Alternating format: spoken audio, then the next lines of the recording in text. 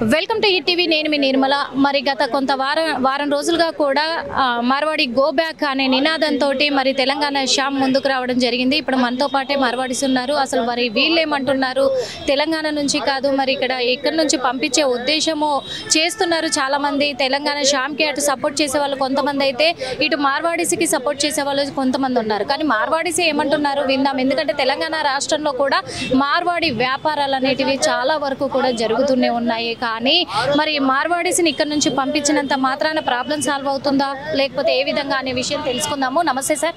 నమస్కారం సార్, చెప్పండి. ఎందుకంటే మరి తెలంగాణ శ్యాము తనైతే ఒక నినాదం చేస్తున్నారు, మార్వాడీస్ గో బ్యాక్ అని. మరి 1969లో కూడా ఒకసారి ఇదే నినాదం కూడా రావడం జరిగింది, మార్వాడీస్ గో బ్యాక్ అని. మరి అప్పటి నుంచి ఇప్పటి వరకు అయితే అవ్వలేదు. అసలు ఏం చెప్పగలుగుతారు? నిజంగా చూసుకుంటే ఇది కంప్లీట్ గా రాజ్యాంగ విరుద్ధము, చట్ట విరుద్ధం అన్నమాట.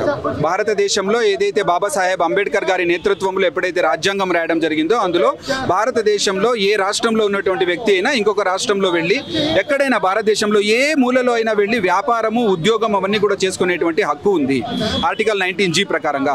అందువల్ల ఏ ఒక వ్యక్తికి కూడా మార్వాడి గో బ్యాక్ అని చెప్పేటువంటి అధికారం లేదు. అలాంటి వాళ్ళని వెంటనే అరెస్ట్ చేయాలి. ఇప్పటి వరకు వాళ్ళని ఎలా బయట వదిలేశారు అనేటువంటిదే పెద్ద ప్రశ్నగా మారుతోంది అనమాట. ఎందుకంటే ఈరోజు మార్వాడి గో బ్యాక్ అనేటువంటి నినాదం ఏదైతే ఉందో, ఇది కంచి ఐలయ్య ఎవరైతే ఒక బుక్ రాశాడు, ఏంటని, కోమట్లు సామాజిక స్మగ్లర్లు అని. అంటే అక్కడ కోమట్లందరినీ కూడా ఆర్థిక దోపిడీ చేసుకునేటువంటి వాళ్ళలాగా వాళ్ళని చిత్రీకరించారు. ఆ సమయంలో కోమట్ల మీద వీళ్ళందరూ కూడా ఏడుపులు. ఇప్పుడు ఏమంటున్నారంటే మా కోమట్ల మీదనే మార్వాడీలు వ్యాపార పరంగా ఆధిపత్యం చెలాయిస్తున్నారని చెప్తున్నారు. అంటే ఇక్కడ ఎంత కుట్ర ఉంది అనేటువంటిది మనకు క్లియర్గా అర్థమవుతుంది. ఇది తెలంగాణ ప్రజల కోసము చేస్తున్నటువంటి ఉద్యమం కాదు. హిందువుల మధ్య చీలికలు తీసుకురావడానికి విదేశీ చీకటి శక్తులు ఫండింగ్ ఇచ్చి వీళ్ళ ద్వారా చేయిస్తున్నారు. మీరు చూడండి, తెలంగాణ శ్యామ్ అనే పేరుంది, కానీ అతను నిజంగా మీరు ఓటర్ ఐడిలో వెళ్ళి చూస్తే పగిడిపల్లి శ్యామ్ సన్ అని ఉంది. వీడు VCK పార్టీ తమిళనాడులో ఉంటుంది. తిరుత్తైగల్ కట్టి అనేటువంటి ఒక పార్టీ, తమిళనాడులో ఉండే పార్టీకి సికింద్రాబాద్లో వీడు వచ్చి పోటీ చేయొచ్చు. మార్వాడీలు అక్కడ నుండి వచ్చి ఇక్కడ వ్యాపారం చేసుకోకూడదా? సో ఏ లాజిక్ మాట్లాడుతున్నారు అసలు? ఇక్కడ వ్యాపారం చెయ్యొచ్చు, కాదని అనట్లేదు. ఎందుకంటే అందరూ ఎవరైనా ఎక్కడికైనా వెళ్ళి బతికే హక్కు ఇచ్చింది కాబట్టి. కాకపోతే ఏంటంటే ఇక్కడ మరి నకిలీ ఆభరణాలు అమ్ముతున్నారు అని చెప్పేసి, నకిలీ ఉంది అని అక్కడికి వెళ్ళినప్పుడు కూడా మరి మార్వాడీస్ మేము నకిలీ అమ్మలేదు, ఎవరికి చెప్పుకుంటారో చెప్పుకోండి, మేము రిటర్న్ తీసుకోమని చెప్పేసి కూడా వెళ్ళి అడిగిన కస్టమర్లను కూడా, ఆ కస్టమర్ల మీద దాడి చేసిన వీడియోలు కూడా ఉన్నాయి. ఇది ఎంతవరకు కరెక్ట్ అంటారు? ఈ రకంగా నకిలీ ఆభరణాలు అమ్ముతున్నారనేటువంటి ఆరోపణ చేయడం కానీ, అది ప్రూవ్ అవ్వడం అయితే చట్టపరంగా వాళ్ళకి ఏ రకమైనటువంటి శిక్షలు ఉంటాయో అది ఖచ్చితంగా అమలు అవుతుంది. దాని మీద మనం సపోర్ట్ చేయట్లేదు. కానీ ఏదో 1-2 చోట్లలో జరిగేటువంటి ఒక ఇన్సిడెంట్ని తీసుకొని మొత్తానికి మార్వాడీలే తెలంగాణ నుండి వెళ్ళిపోవాలి, తెలంగాణలో ఉన్నటువంటి స్థానిక వ్యాపారం అనేటువంటిది వాళ్ళు తమ చేతుల్లో తీసేసుకున్నారు అనేటువంటిది ఎంతవరకు సరి? ఏ వ్యాపార రంగాల్లో ఉన్నారు? నేను ఈరోజు అడుగుతున్నాను, కటిక్ సమాజం వాళ్ళ మూల వృత్తి, కుల వృత్తి అనేటువంటిది మాంస వ్యాపారం. ఈరోజు హలాల్ ఎకానమీ అనేటువంటి తీసుకొచ్చి ఈరోజు హలాల్ మాంసమే కావాలని ముస్లింలు డిమాండ్ చేయడం వల్ల మొత్తానికి కటిక్ సమాజం నుండి ఆ ఒక మాంస వ్యాపారము ముస్లింల చేతికి వెళ్ళిపోయింది. అలా ఉంటే తెలంగాణలో ఉన్నటువంటి స్థానిక కటిక సమాజానికి సపోర్ట్గా ఈ తెలంగాణ శ్యామ్ అనేటువంటి వాడు వచ్చి ముస్లింలు గోబ్యాక్ అని చెప్తున్నాడా? చెప్పట్లేదు కదా. మరి ఎందుకు ఆ రకంగా ఇది మాట్లాడుతున్నారు? నకిలీ వ్యాపారం చేస్తున్నారు, GST కట్టట్లేదని అంటున్నారు కదా. ఐటీ సోదాలు అనేటువంటిది అన్ని చోట్లలో జరుగుతుంది. అన్ని రంగాలలో ఈ రకంగా ఈ ఒక GSTలు కట్టట్లేదు అనేటువంటిది ఏదైతే వస్తుందో దానికి చట్టపరమైన శిక్ష ఉంది కదా. గో బ్యాక్ అనేటువంటి వాడు నువ్వెవడు? నీకు అధికారం ఎక్కడొచ్చింది? అలాంటి వాళ్ళని అరికట్టాలి. ప్రభుత్వం ఎందుకు ఇప్పటి వరకు దాన్ని అరికట్టలేకపోతుంది అనేటువంటిది మా బాధ. ప్రభుత్వానికి డిమాండ్ చేస్తున్నాం. పోలీస్ కమిషనర్కి కూడా మేము మెమరాండం ఇవ్వడానికి వెళ్తున్నాము. ఇలాంటి వాళ్ళని మీరు ఇమీడియట్గా అరెస్ట్ చేయండి. ఎందుకంటే ఇది ఆర్టికల్కి విరుద్ధంగా చేస్తున్నారు కదా. సో ఈ ఒక మూమెంట్ ఆగకపోతే ఈరోజు వీళ్ళు మార్వాడి గో బ్యాక్ అంటున్నారు. నేను అడుగుతున్నాను, ఈరోజు తెలంగాణలో జిల్లాలో మీరు చూడండి, హైదరాబాద్లో చూడండి, కర్ణాటక నుండి వచ్చి ఇక్కడ హోటల్ బిజినెస్ అనేటువంటిది మ్యాక్సిమం ఉంటుంది. ఉడుపి రెస్టారెంట్స్ అనేది చాలా ఫేమస్, ప్యూర్ వెజిటేరియన్ కావాలంటే. సో కర్ణాటక వాళ్ళు వచ్చి ఇక్కడ మా మీద పెత్తనం చేస్తున్నారని వాళ్ళని గో బ్యాక్ అంటారా? హైయెస్ట్ మహారాష్ట్ర పాపులేషన్ ఇక్కడ ఉంది, ఉద్యోగాల్లో ఉన్నారు, అడ్వకేట్స్గా ఉన్నారు, అన్ని విషయాలలో వాళ్ళు ఉన్నారు. సో ఇప్పుడు మహారాష్ట్ర వాళ్ళు వచ్చి ఇక్కడ మా స్థానికుల ఉద్యోగాల్ని తీసేసుకుంటున్నాను అలా కాదు కదా. తెలుగు వాళ్ళు సూరత్లో, ముంబైలో ఎక్కడెక్కడో వెళ్ళి వ్యాపారాలు చేస్తున్నారు కదా. ఈరోజు నేను ఇంకొకటి అడుగుతున్నాను, మగ్గం వ్యాపారం అనేటువంటిది స్థానిక తెలంగాణ వాళ్ళ దగ్గర ఉన్నటువంటి వ్యాపారం ఈరోజు 99% మగ్గం వ్యాపారం అనేటువంటిది ముస్లిం వాళ్ళ చేతిలోకి వెళ్ళిపోయింది. ఒక్కొక్క జాకెట్కి 5,000 10,000 వాళ్ళు చేస్తున్నారు. ఆ సందర్భంలో ఎందుకు మాట్లాడట్లేదు అలా అయితే? సో ఇది కేవలము పగడ్బందీగా సికింద్రాబాద్ మోండా మార్కెట్లో ఒక చిన్న ఇన్సిడెంట్ జరిగితే మా దళితుల మీద మార్వాడీలు దాడి చేస్తున్నారని చెప్పేసి మొత్తానికే మార్వాడి వాళ్ళని తిట్టడం అనేటువంటిది గోబ్యాక్ అనేటువంటిది తప్పు, రాజ్యాంగ విరుద్ధం అన్నమాట. ఓకే, మీరు చెప్పింది కరెక్టే, నేను కాదనట్లేదు. కానీ మరి ఈ విషయం పైన ప్రభుత్వాన్ని ఏమన్నా చెప్పదలుచుకున్నారా? ప్రభుత్వాన్ని ఖచ్చితంగా అమ్మ, ప్రభుత్వము ఇప్పటి వరకే దీన్ని అరికట్టాల్సినటువంటి అవసరం ఉంది.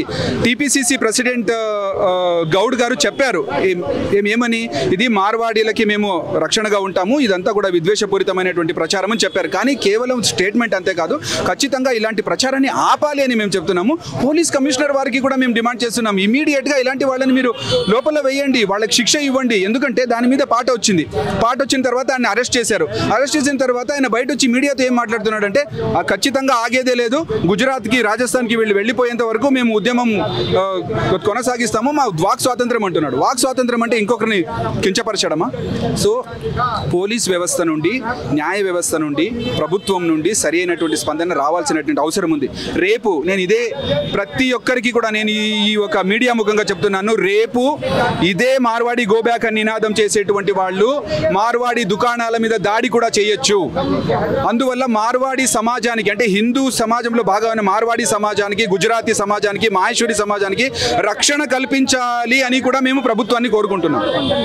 ఒకవేళ ప్రభుత్వం ఎలాంటి చర్యలు తీసుకోకపోతే, ఈ నినాదం ఇలాగే కొనసాగితే, ఈ రోజు 2 అయ్యారు, రేపు 10 మంది అవుతారు, మీరు ఎలాంటి చర్యలు తీసుకోబోతున్నారు? అంటే మేము ఒక హిందూ ఆర్గనైజేషన్ పరంగా మేము చట్టపరంగా ఎంతవరకు వెళ్ళాలో వెళ్తాము, కోర్టు వరకు వెళ్ళి వీళ్ళ మీద కఠినమైనటువంటి చర్యలు తీసుకోవాలి, ఇది ఆగాలి అని చెప్పేసి మేము హైకోర్టుకి వెళ్ళడం కానీ, లేదా మెమోరాండమ్స్ ఇచ్చి ఎమ్మెల్యే ఎంపీలు ఎవరైతే ఉన్నారో వాళ్ళందరితో కూడా మాట్లాడి దీని మీద పూర్తిగా ఇది నినాదం అనేటువంటిది బంద్ అయ్యేలాగా ప్రయత్నం అయితే ఖచ్చితంగా చేస్తాం. ఇప్పటి వరకు మీ తరఫున మీకు మద్దతు ఇస్తూ ఎవరైనా స్పందించారా? అంటే హిందూ సంఘాలు కానీ ఇంకెవరైనా మీ తరఫున స్పందించారా? మిమ్మల్ని అప్రోచ్ అయ్యారా? చాలా మంది ఇప్పుడు హిందూ ఆర్గనైజేషన్స్ వాళ్ళందరూ కూడా, హిందూ ఆర్గనైజేషన్స్ ఉండొచ్చు, లేదా వివిధ కుల సంఘాల అధ్యక్షులు ఉండొచ్చు, అందరూ కూడా ఇది హిందువుల మధ్య చీలికలు తీసుకొచ్చే ప్రయత్నమే అనేటువంటి భావనలు ఉన్నారు. అందరూ కూడా ఖచ్చితంగా సంఘటితమయ్యి దీనికి మనము పోరాటం చేస్తాం. ఖచ్చితంగా మరి మాధవిలత గారు కూడా ఇది కరెక్ట్ కాదు, ఇక్కడ నుంచి మార్వాడీస్ గోబ్యాక్ అనే నిదానం అనేది కరెక్ట్ కాదు, అందరం హిందువులము అని ఆమె స్పందించడం కూడా జరిగింది. ఏం చెప్పదచ్చు? ఖచ్చితంగా వాళ్ళు బరాబర్ కరెక్ట్ గా చెప్పారు. ఈ రోజు ఏదైతే వాళ్ళు స్టేట్మెంట్ చేశారో, అంటే ఈ రోజు ఇక్కడ రోహింగ్యా మరి బంగ్లాదేశ్ నుండి ఇల్లీగల్ గా చొరబడి ఇక్కడ వచ్చి కూర్చున్నారు. వాళ్ళ గురించి మీరు ఎందుకంటే వాళ్ళు కూడా పూలు పండ్లు వివిధ వ్యాపారాల్లో ఉన్నారు కదా. So go back Rohingya, go back Bangladeshi Muslims అని ఎందుకు అనట్లేదు? టోలీ చౌకీ దగ్గర వెళ్ళి చూడండి, దాన్ని మినీ ఆఫ్రికా అంటారు.